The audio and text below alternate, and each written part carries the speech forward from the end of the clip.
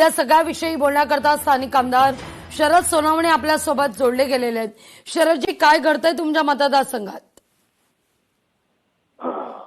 Madam, असं आहे की घटना ही घटना असेल, मतदारसंघ, राज्य किंवा काल नसरापूरच्या नंतर होणारी ही परत जवळची घटना अतिशय दुर्दैवी घटना आहे. खरं तर माझं गाव आहे, तालुका माझा आहे, माझ्या गावात ही घटना घडते. त्याचं कारण म्हणजे मी आता त्याची कारण व्यवस्था घेतली, माहिती घेतली.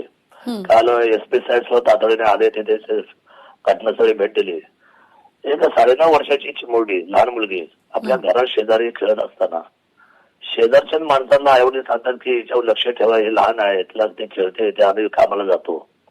हे असं वारंवार घरच्यांनी विश्वास ठेवून शेजारच्याच असलेल्या नातेवाईकांनी तिचा फायदा घेणं म्हणजे कुणाच्या मनात देणार, नीतीच्या पण मनात देणार नाही की ज्यांना आपण सांगितलं की माझ्या मुलीवर लक्ष ठेवा, त्याच नराधमाने त्या मुलीला उचलायचं, तिच्यावर अतिप्रसंग करायचा आणि तिचा गळा दाबून खून करायचा.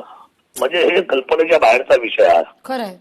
कुणाच्याच लक्षात येणार नाही. पोलीस काय, डिटेक्टिव्ह काय किंवा कुणालाच काय. मला सांगा, घरातल्या शेजारचा माणूस जो रोज जेवायला येतो जातो, शेजारी उठतो बसतो, एकमेकाशी तास 2-2 तास गप्पा मारतो, अशा माणसाला आई वडील सांगतात की माझ्या छोट्याशी मुलीवर लक्ष ठेवा. आणि अशा परिस्थितीने आता कोणी काही समजा बोलतंय, ठीक आहे, ही घटनेचं कोणी समर्थन करत नाही. दुर्दैवी झालेली घटना आहे, मुलगी गेलेली परत येणार नाही. त्या मुलाला 25 वर्षे अटक सुरू झालेली आहे आणि अटक होऊन कदाचित त्याला उद्या मरेपर्यंत फाशी पण होईल फास्ट ट्रॅकवर. पण हे धोकादायक आहे.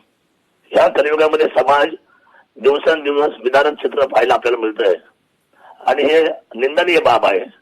घटनेला अतिशय काळिंबा ही मोठी एवढी घटना की या बाबतीमध्ये वारंवार आमच्यासारखी मंडळी विधानसभेत बोलतात. पण सोनवणे, हा मुद्दा फार महत्वाचा आहे.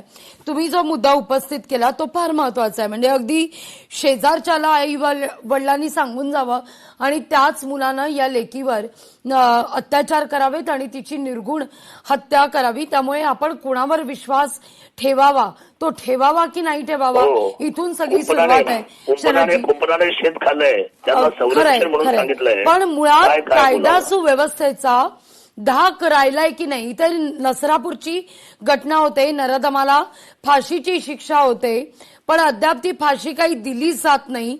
पण या सगळ्यानंतर मात्र अशा घटना या घडतच असतात. पुण्यात घडली, आज जुन्नरमध्ये घडली. काय करावं या सगळ्या घटनांचं, कसा आळा घालावा? मी स्वतः हा विधानसभेचा आमदार आणि हतबल मी यासाठी आहे काय करावं म्हणून, जेणेकरून लोकांच्या मनामध्ये हा विचार येणार नाही, अविचार येणार नाही. म्हणजे नियती सोडून चाललेला हा सगळा कारभार अतिशय धक्कादायक आहे, अतिशय धक्कादायक, अतिशय वाईट वाटतं या गोष्टीचा. अगदी सोनावणेजी, खूप खूप धन्यवाद आमच्याशी संवाद साधलात त्याबद्दल.